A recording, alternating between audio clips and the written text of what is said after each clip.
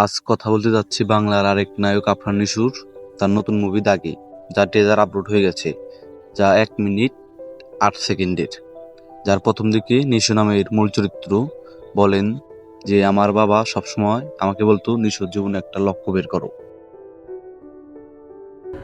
আব্বা আমাকে সবসময় বলতো, নিশান, জীবনের একটা লক্ষ্য খুঁজে বের কর।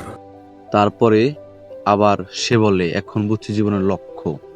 তো এই মুভি কি পারবে মেগাস্টার শাকিব খানের বরবাদ এর সাথে টক্কর নিতে?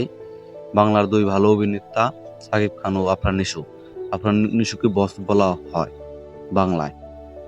তাদের মুভি একই দিনে রিলিজ হতে চলেছে। আসন্ন ঈদে দাগে ও বরবাদ রিলিজ হবে, তার সাথে ইন্ডিয়ার ভাইজানের সিকান্দার মুভিও। বরবাদকে টিকতে পারবে দাগের সামনে? দাগিতে অভিনয় করেছেন আফরান নিশো, তমা মির্জা। তমা মির্জা আফরান নিশোর সঙ্গে সুড়ঙ্গ মুভি করেছেন, তাদের জুটি অনেক ভালো ছিল সুড়ঙ্গ মুভিতে। তারপর আছেন সুনেরা, তো আরও আছে অনেকেই। এই মুভিতে আফরান নিশোর লুক হয়েছে মারাত্মক।